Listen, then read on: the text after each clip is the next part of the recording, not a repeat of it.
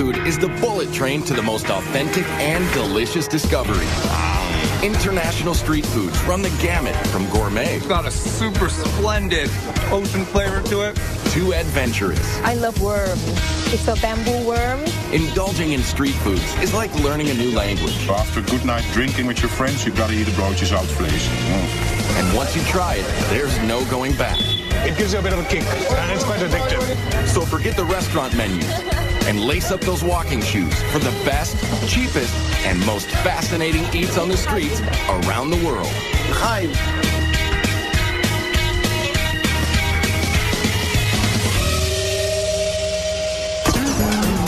Food. It's the #1 reason people like to travel, and the best place to find it is on the street. There's no better place to rub elbows with the locals and grab a bite that's fast, inexpensive, and speaks volumes about the culture. From Mopani worms in Namibia to hot dogs and pretzels in New York.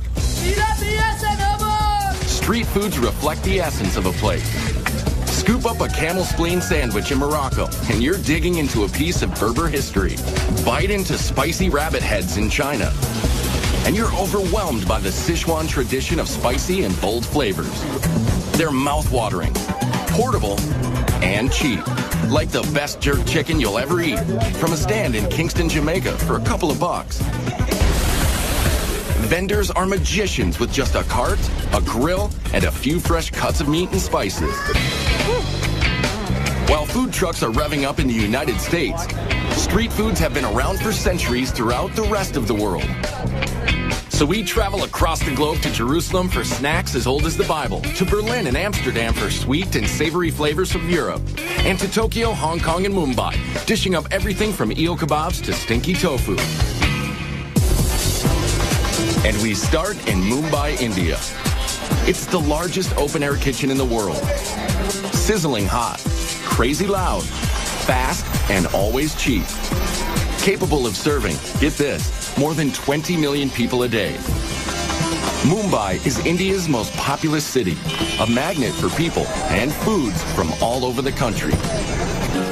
You'll get a taste of every part of India on the streets of Mumbai. You won't get that anywhere else. Kalyan Karmakar is a market researcher, but his passion is blogging about street food of his native India.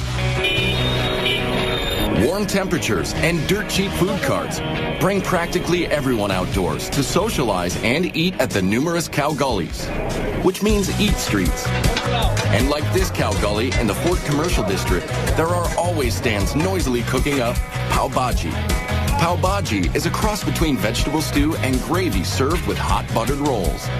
The base starts with potatoes hand-mashed in butter, along with diced tomatoes, onions, peas, and peppers. And then he's going to add his red masala and then spices and then a touch of lime. It originated to feed textile mill workers in the 1890s. So in India, we don't use spoons all the time. We use like our breads, our hands. It's really delicious. For me, it's really all about the butter. The price is easy to swallow too, just $1 for a plateful. A lot of the food in Mumbai is vegetarian because 80% of the population is Hindu. They consider cows to be sacred. But they do have their burgers, Bombay burgers that is, otherwise known as Vada Pav. We call it Vada Pav, for you it's Bombay burger.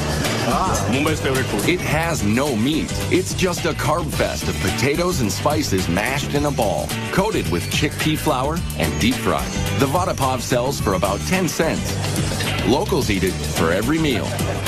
If you want to taste real Mumbai food, it's on the streets, available on the streets. Yeah. No need to go to a 5-star or any posh restaurant. Well, maybe, but it's better if you're weaned on a very spicy diet.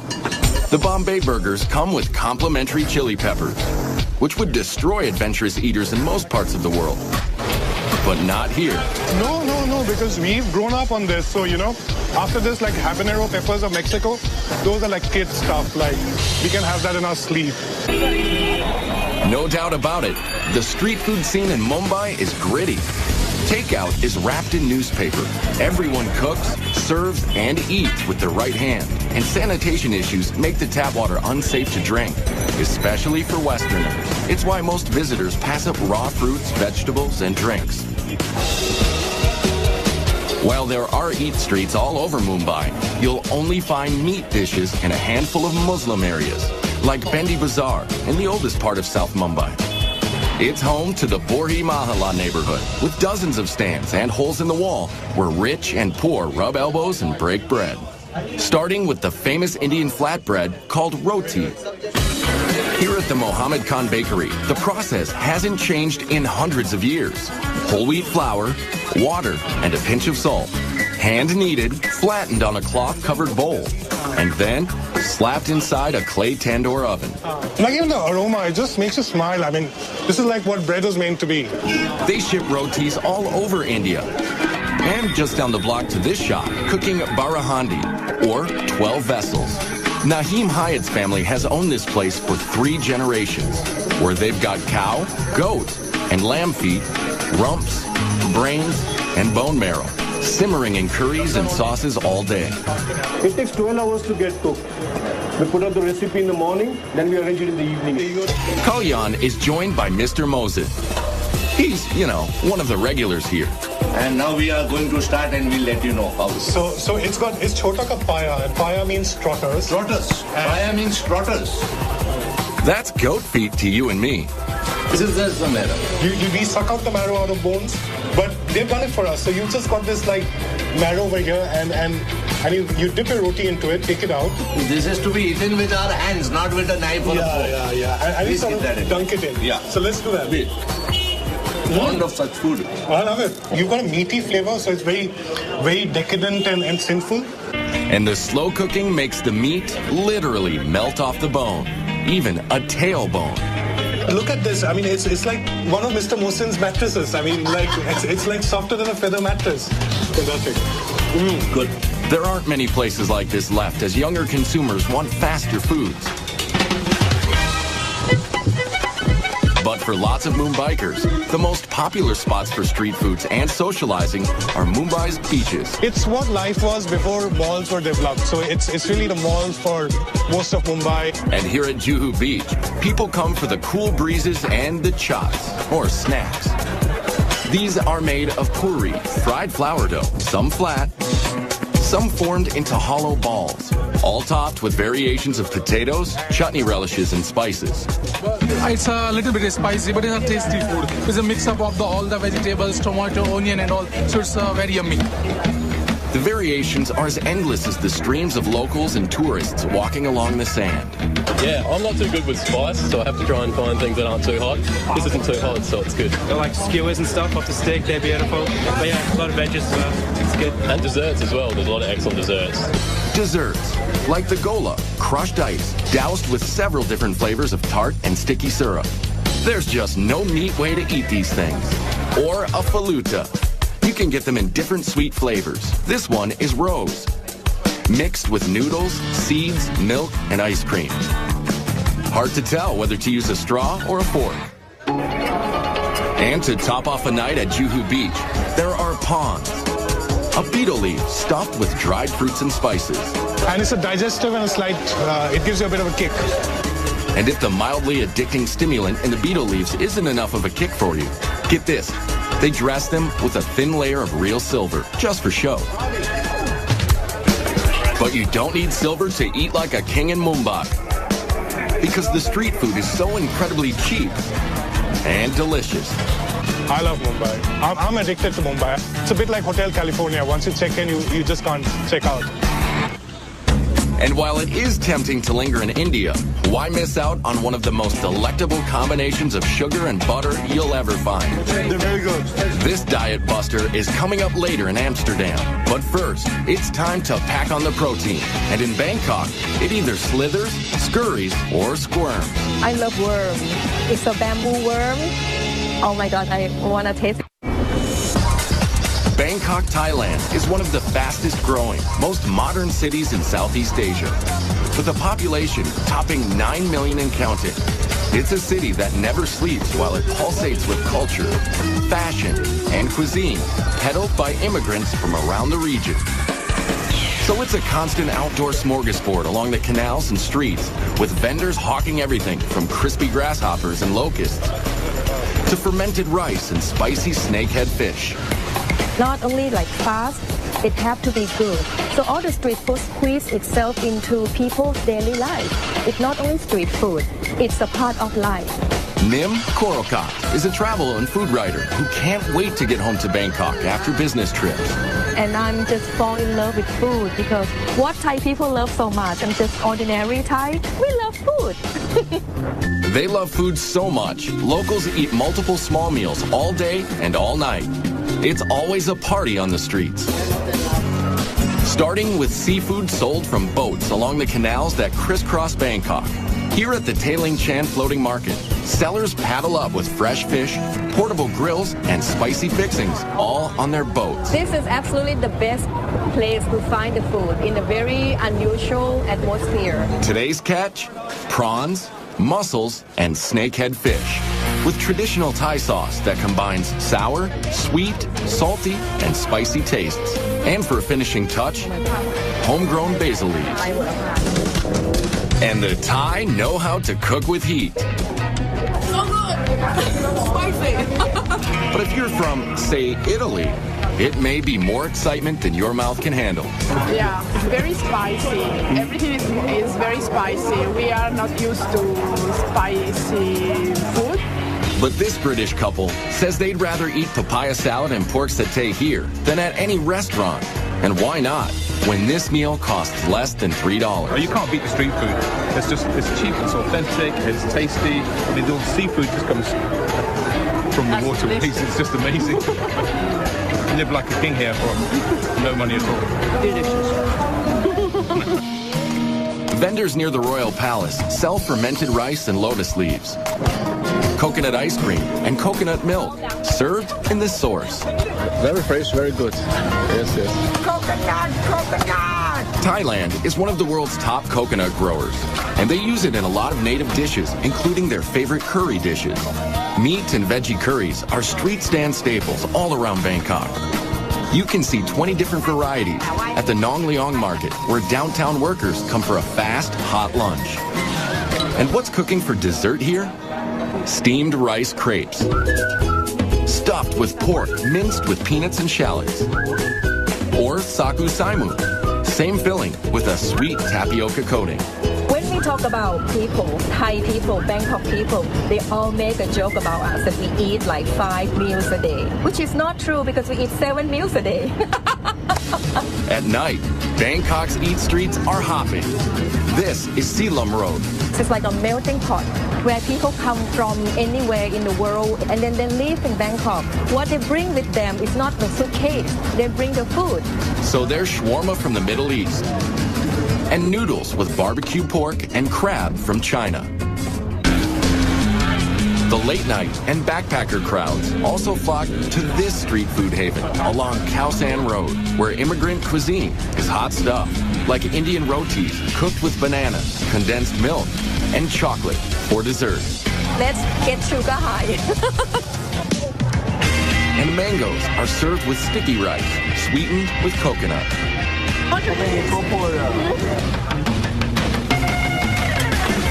And it wouldn't be Thailand without pad thai.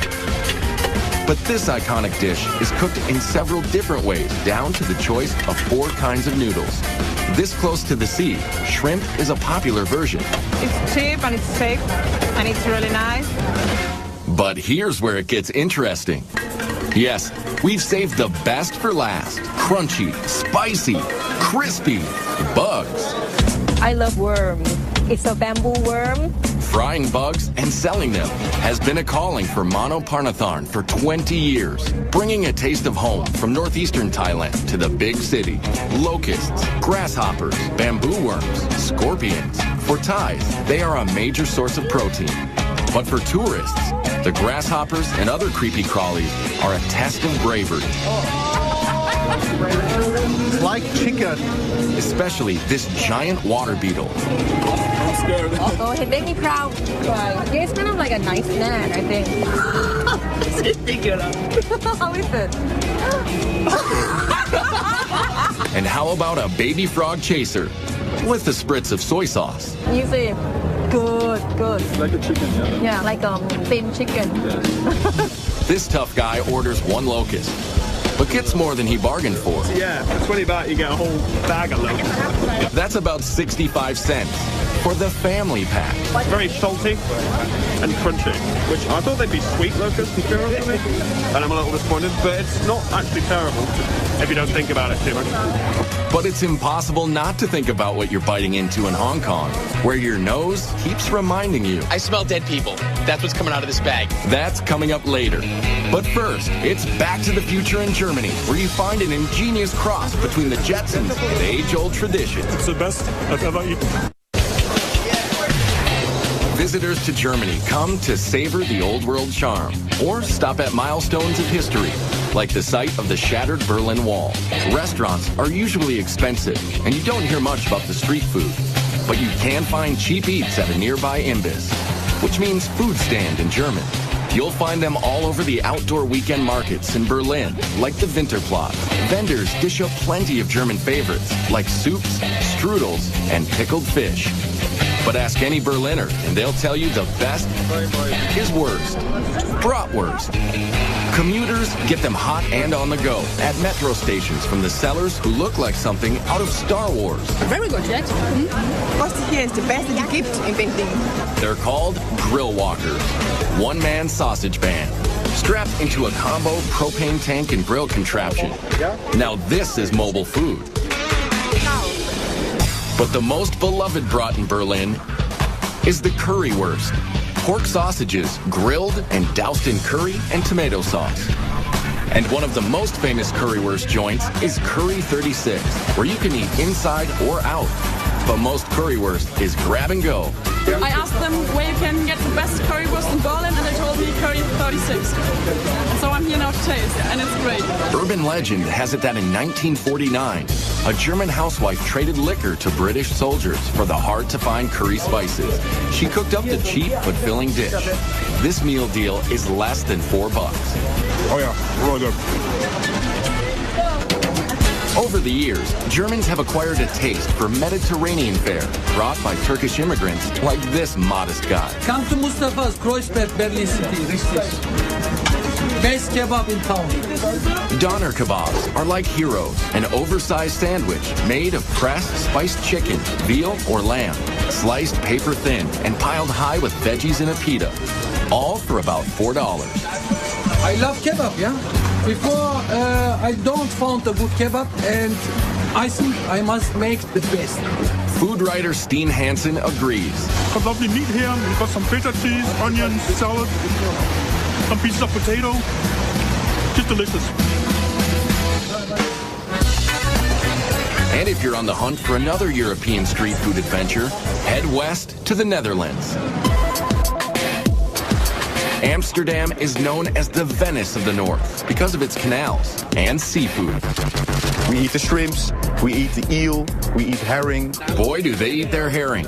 Vandaag voor u wel. Dutch foodie Francis Broekhausen gets his fix at Dappermarkt Street Market. Raw herring is salted for several days and sliced into bite-sized pieces with raw onion and pickled gherkins thrown in. They leave the pancreas inside, so the enzymes, they make the flesh really soft. Oh. It's good. Delicious. Cod is another favorite Dutch street food. In a batter with a lot of spices and herbs. And just like in Germany, Amsterdam's large immigrant population is mixing it up. It's a lot of influence of different cultures. So we have Suriname people, Moroccan, Turkish. Immigrants who cook up dishes like baga, which are donuts made of chickpea flour. Or these sandwiches. They're called broodje zoutvlees. This is fiery stuff. Sticky, gooey, hot. They are stuffed with spicy, fatty, cured beef, brought by immigrants from Suriname. Look at this. Animal fat. And all over Amsterdam, you'll find snack kiosks popular with tourists and the drinking crowd. Like the carb-loaded street foods across the canals in the Albert Cupmarkt. Bet these fries smothered in mayo can cure a hangover.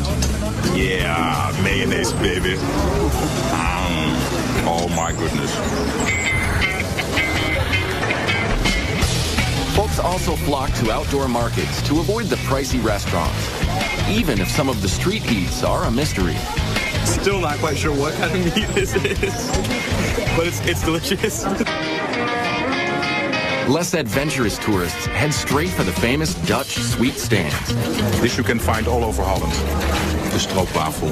Stroopwafels are a Netherlands creation dating back to the 1700s. 2 paper-thin cookies with sweet caramel honey slathered in the middle. This one is a secret family recipe.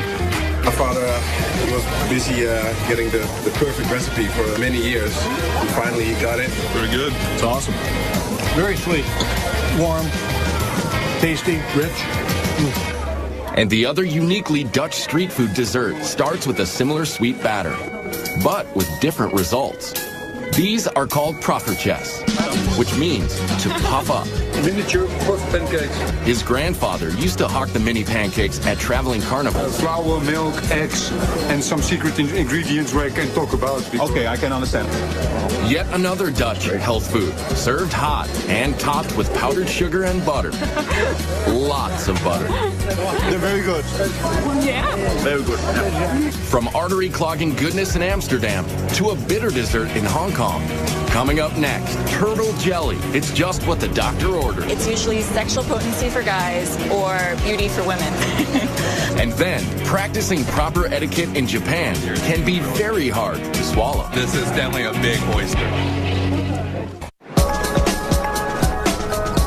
Hong Kong is home to cuisines from all over the world. Street foods are no exception. And here in this hip and fashionable city, they are served with a heaping helping of tradition.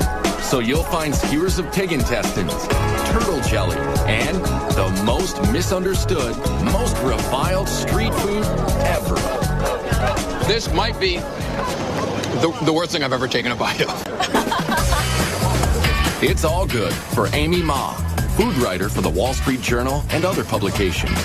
Whenever you're hungry, you always find a cart.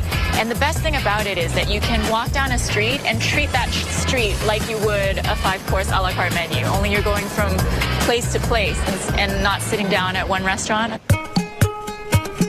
And it starts with breakfast in Jardines Bazaar, with the Chinese version of a donut. But inside the fried dough is shredded fried pork, pickled vegetables, and rice. The rice ball donuts are served with warm soy milk mixed with more fried dough. It's like a bread pudding soup that's less sweet and better for you. This would be like your ham and eggs and hash brown combination equivalent here in Hong Kong. The combo costs about $1.50, and it has the typical blend of savory and sweet, yin and yang. Very good. Of course, tea is very big in Hong Kong culture, both cold and hot. Especially the very strong, very old silk stocking tea, which gets its name from the stocking used to strain the tea over and over again. Not to worry, the stockings haven't been worn, but the tea packs a punch, which is why it comes with lots of condensed milk and sugar. Wow! One of the most beloved street snacks in Hong Kong is the egg or custard tart. With just a hint of sweetness, they're habit forming. It's kind of like a flan, creme brulee, and the best pie crust you can think of, all rolled into one. People argue about whether the British or Portuguese introduced egg tarts to Hong Kong. But this treat is pure Chinese. They call it a 1,000-year pastry because inside the flaky crust is a gooey black egg preserved for months in a mixture of clay, ash, and lime. Then it's coated with sweet bean paste and ginger. So preserved eggs and ginger are a classic combination. It's like peanut butter and jelly. It has a gelatin-like texture to it. So it's almost like a gummy bear inside. The Chinese make up 90% of Hong Kong's population. In the Mong Kok district of Kowloon, there are lots of sidewalk cafes serving noodles and dumplings with plenty of internal organs. You get a lot of great street food stalls that will be a little more authentic. You'll start to see pig intestines or things that, you know, might make the typical tourists a little squeamish. You'll see that all the time in Mong Kok. Things like squid tentacles, spicy beef stomach, and yes, pig intestines on a skewer. They may be local favorites, but tourists find them tough to chew and even harder to swallow. Right? It smells like sulfur, yes, it does. Which kind of smells like poop, which is exactly what it is. Fantastic. not making out with anyone tonight. You can cleanse your palate and more with traditional medicines. They play a big role in what the Chinese eat, which explains why this very bitter turtle jelly is so popular here. It's like a funky coffee jello. With medicinal foods in Asia, it's usually sexual potency for guys or beauty for women. So it's this very primitive idea of what good health is. Turtle shells are broken into little bits and stewed for about 9 hours. When it cools, the thick collagen in the shell turns to jelly. It takes a liberal dose of sugar syrup to make this medicine go down.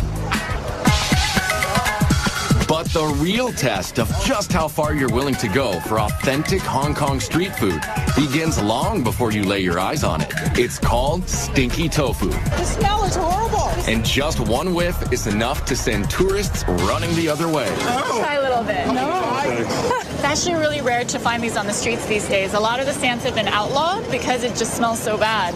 This tofu soaks in rotting vegetable matter for several months. And then it's fried and served with a dribble of hoisin sauce. Dead people in my mouth right now. And seriously, most tourists won't go near it. It's really not that bad. But a couple of our crew members were willing to taste one for the team.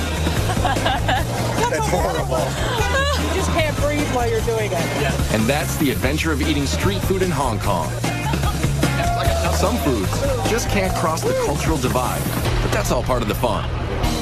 Coming up next in Tokyo, it's all about freshness and technique, where minding your manners can be one hot proposition. Then, an age-old ingredient in Jerusalem cures everything from aches and pains to wrinkles. More beautiful boy.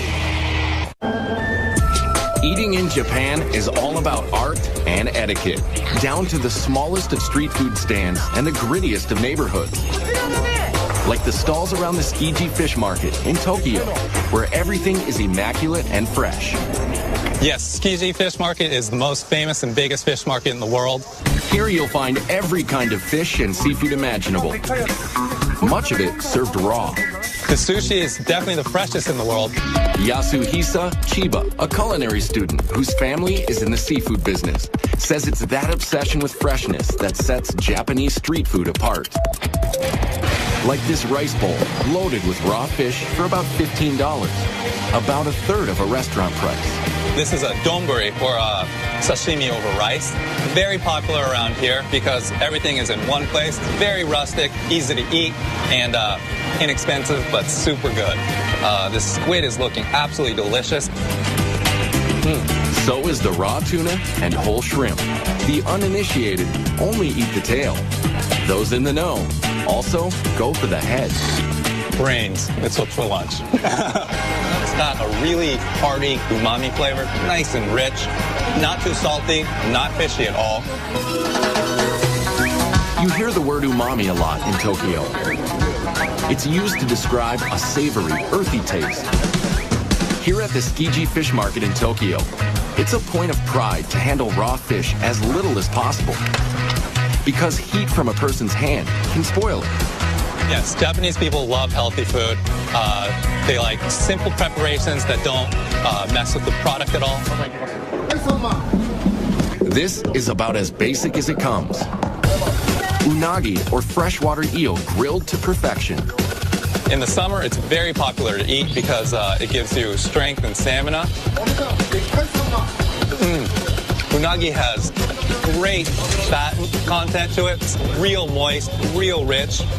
It's basted in a subtle mixture of soy sauce, sugar, and mirin, which is a sweet sake. There's nothing subtle about the stand next door, selling giant raw oysters. Look how huge that is. Protocol dictates you've got to swallow it whole, no matter how big it is. This is definitely a big oyster. Quite literally, a mouthful of ocean flavor. First thing was salt. And the really meaty, super good. Another popular street food is much easier to swallow. It's ramen soup with lots of noodles and broth. You have to slurp. I know it's very rude in America to slurp your noodles or pasta, but in Japan you have to do it for it to be delicious. There are a lot of rules you need to know when eating in Japan. like how to bow to your server, how to add wasabi, when to pick up food with your fingers, and yes, the right way to slurp soup. Slurping helps you breathe in the aroma. The Japanese experience food with all of their senses, like the way they eat takoyaki or octopus balls. At this stand in the Amiyoko district, a no-frills outdoor market full of food stalls. To be clear, these are not octopus testicles, they are octopus tentacles, chunked into a pancake-type batter. They're topped with dried fish flakes, seaweed, and smothered in mayonnaise. The rule is to devour them straight from the fire. It's like eating hot lava. Not an overwhelming octopusy taste. It's a lot of hot batter and the nice sauce that's on there. Tokyo is not like Mumbai or Bangkok, which have food stands all over. Here, you have to know where to look, like the Asakusa district. The street leading up to the oldest Buddhist temple in the city is lined with old-time vendors, serving up traditional treats, like marinated seaweed. It's not overly salty, it's not overly powerful, it's just got that nice umami flavor, and it's very healthy, you can tell, but it's delicious. Now, this guy spends hours scraping the kelp and soaking it in vinegar. This just might be an acquired taste, according to these Australians. I think it'd be interesting in soup or in steaks rather than just by itself. Though they love their seaweeds and creatures, the Japanese could not survive without rice. We use rice for everything. It used to be used as currency, and not only do we eat it for every single meal, it's used to make sake, shochu, desserts. Desserts like these, kibidongo. They're balls of sticky rice pounded and coated with sweet bean powder. There's senbei, a dry, crunchy rice cracker. This one is a wasabi seaweed flavor. It's cool to watch how they grill them in the back. And this woman transforms rice crackers into something you'd swear was meat, just by soaking and spicing it. If you told me that it was a beef intestine or a tripe, I might believe it. Nope, it's really rice crackers. And after a long day of eating, it's sake time, which, by the way, is also made of rice. After dark, the working crowd heads here, Yakitori Alley, under the downtown train tracks. Yakitori are bite-sized pieces grilled on small skewers. 2 skewers cost less than $4. Right now I'm going to try some livers and the rear end of the chicken. There's been a head-to-tail trend in Japan for centuries, and they're always scrupulous about food safety and cleanliness. Just from hearing its tail, you might think it's disgusting, but this is really good.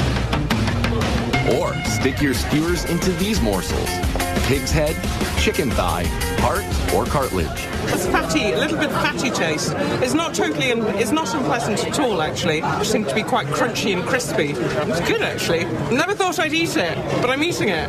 The heart is excellent as well. It really, really is good. Jolly nice and splendid. Minimal cooking, minimal interruption from the chef. So whether it's cooked simply or simply not cooked, Tokyo street food is calling you like a sidewalk samurai with your chopsticks and skewers. Kampai! Coming up next, one of the oldest cities in the world dishes out street fare that just might hold the secret to world peace. My mouth thanks you. Thank you. Jerusalem is one of the oldest cities in the world. It's the crossroads of religious and cultural tradition from Africa, the Middle East, and Europe. Its tumultuous history can be felt in every narrow street and alley. Even its street foods take you back to another time, with origins from many other countries, especially those sold at the Mahane Yehuda market in the center of town.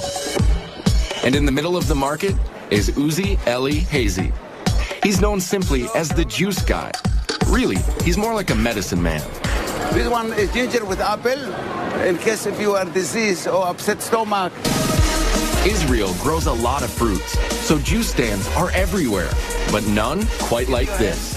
Uzi Eli brews a concoction to cure every ailment. Dates? It makes you wake up and full of minerals and vitamins. Pomegranate, apple, and cayenne. Make the blood to run much better. You have the bitterness and the citrus of the pomegranate, and then the spiciness of the cayenne pepper. But his most prized potions are made from one of the world's oldest fruits. It's known as etrog in Hebrew, or citron in English. What you see here is especially unique in the world. 8 centuries ago, a famous Jewish philosopher proclaimed the etrog to have 70 healing properties. It's for pregnancy, for heart, for pressure, for wake up.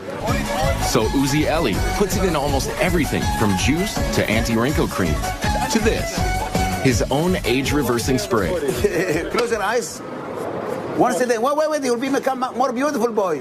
Open your mouth, open. He invents some of the elixirs himself. Others are passed down from his Yemenite grandfather. They prepare and heal all the system in your body. Chaim. Just like the etrog, many of the foods sold in this open-air market are as old as the Bible. It's a large open-air market, and you have vendors with your classic spices, olives, and your fresh produce and fruits, as well as meat and fish. Ben Brewer is an amateur chef and runs Israel food tours in Jerusalem. Christians here and Muslims and Jews that have come from North Africa or Iraq or Eastern Europe or the United States, and they all bring their own culinary traditions. And all their traditions together have helped create the Israeli cuisine. And that cuisine all starts with the basics: seeds, nuts, dates, and olives. Olive trees can grow even in the poor soil of the Middle East, and they figured out how to preserve the olives thousands of years ago. We have olives that are pickled in lemon and different herbs. We have a Moroccan kind of olive, which is just cured in a lot of salt. Briny, salty. There's some garlic and lemon in there. You can tell that they marinated. And dates, which first grew near the Nile, are some of Israel's biggest fruit exports. The king of this market is out hawking a dessert called halava. Amazing. The best halava in Israel. Halava is the Israeli version of a common Mideast confection. Here, it's made from a dense base of sesame paste and sugar. And then they'll add the other element, whether it's the pistachio, the cinnamon, the chocolate, the cappuccino, to give it a slightly different flavor. It tastes like sesame, but sweet, very sweet. And in a back quarter of the market, they're still baking the same breads they have for millennia. Laffa and pita, sold to stands making Jerusalem's most iconic street foods: shawarma, kebabs, and falafel. Every ethnic group makes its own versions of falafel, but they're all basically ground chickpeas and spices, molded into little balls and deep fried. It's so good, really, because also it's crispy. All of the people around the world like falafel. Kebabs also originated in the Middle East, and although many cultures have adopted them, you can't beat the real thing just outside the ancient walled city of Old Jerusalem. And at $5, the price is right. This is a part of their culture, and to experience some of the country, so I think it's a good idea. And it's also cheap. Yeah, exactly. Some of it you get at restaurants is the same, I think, but just overpriced. Jerusalem is the crossroads of many cultures and religions. The Arab Quarter is just inside the walls, through the nearly 500-year-old Damascus Gate. The Shoot, or Bazaar, is a maze of ancient alleyways, selling everything from clothing to all kinds of Middle Eastern foods, like pastries and shawarma. Shawarma is made by alternating layers of seasoned meat and fat onto a vertical skewer and slow roasting it so the fat makes it moist and tender. It's the perfect food for eating on the go, and it's habit forming. Al-A Eilat has specialized in chicken shawarma for 72 years. That looks really good. I'd like to order one shawarma, please. Sure. Would like to have it in pita bread or in the laffa bread, the Arabic bread. Decisions. The choice of salad toppings is endless. And it's finished with a drizzle of tahina, a sesame sauce. Abed Hafiz has been cooking it all his life. It's my grandfather's restaurant. It's a burst of flavors. My mouth thanks you.